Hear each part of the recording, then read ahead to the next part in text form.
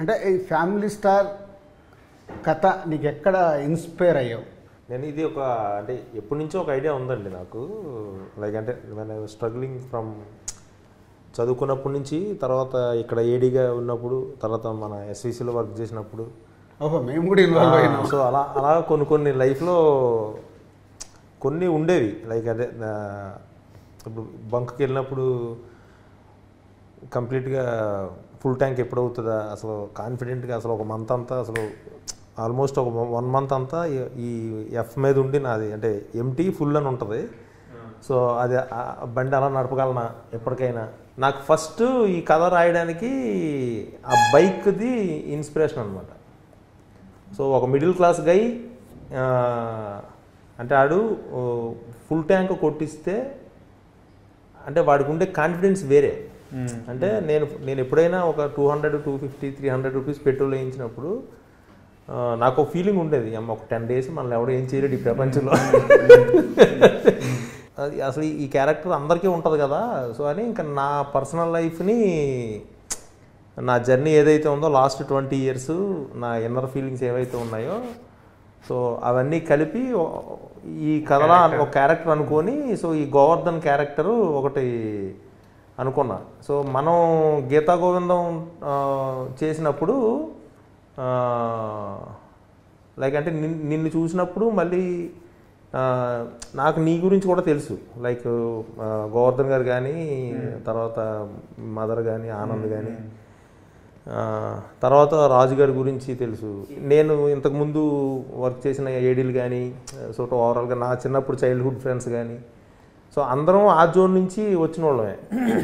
So ఇది so అప్పుడు ఒక ఐడియాగా అనుకున్నప్పుడు, సో ఒక ఆల్మోస్ట్ ఇది నాకు ఒక 2 years పట్టింది ఓవరాల్. అంటే రాయడానికి కాదు, జస్ట్ ఇంకా ఈ క్యారెక్టర్ అలా ఒక్కొక్క ఇన్సిడెంట్, ఒక్కొక్క ఈవెంట్ అలా వెళ్తూ లైక్ ఇందులో బ్రదర్ ఎమోషన్ కూడా నాది కొంచెం పర్సనల్ ఎమోషన్ అనమాట.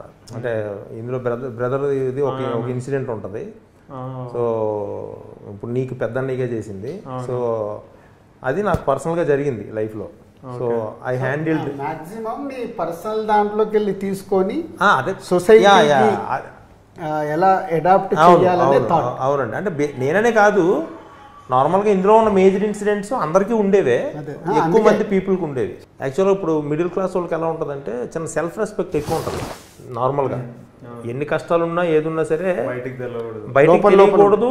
ఒకవేళ ఇన్ కేసు అంటే మన కాన్ఫిడెన్స్ ఎలా ఉంటుందంటే, ఒకవేళ ఎవరైనా ఏదైనా మనకి అంటే లైక్ ఎవరన్నా ఏమన్నా అడిగినా సరే మనం ఉన్నప్పుడు ఇచ్చేస్తాంగా, ఏం అలాగా చిన్న మరీ కిందకి వెళ్ళిపోయి మరీ ఇందులో కూడా కిషోర్ అంటే ఏంటి ఎలా నించోవాలో ఇప్పుడు చెయ్యి ఆ సీన్ ఉంది కదా. సో ఇవన్నీ ఏంటంటే ఆ ఇంటర్నల్గా వచ్చినవే ఇవన్నీ.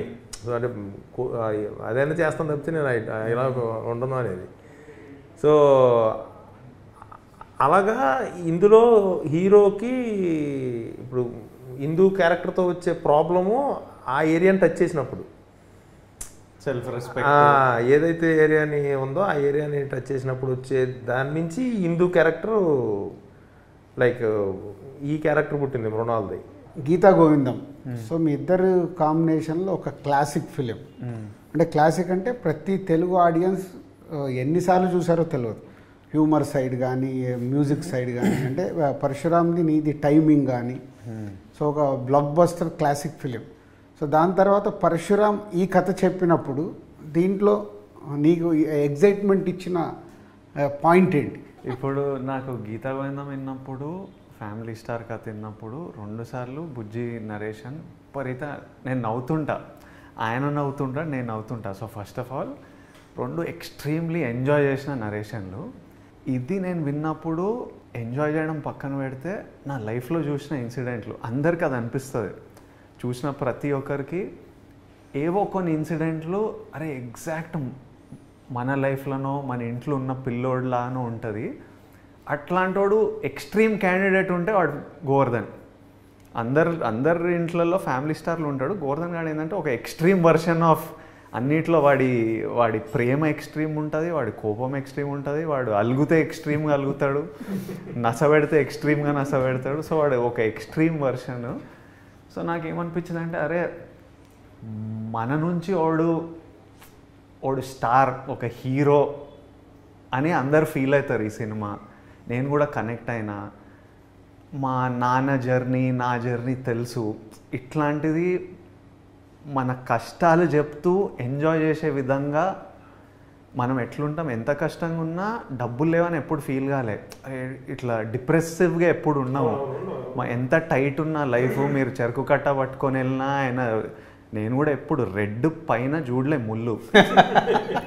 ఆల్మోస్ట్ పెళ్లి చూపుల తర్వాత ఫుల్ ట్యాంక్ పడ్డది నాకు. అప్పటిదాకా రెడ్ మీదనే కొట్టుకునేది. ఇంకా నేను బస్సులో వెళ్ళేటప్పుడు పక్కన కార్లలో వెళ్తుంటారు కదా, ట్రాఫిక్ స్టాప్లో ఆగినప్పుడు కార్లు, వీళ్ళు ఏం చేస్తారు, ఎట్లా కొనాలి కారు అంటే, ఇన్ని డబ్బులు ఎట్లా రావాలి,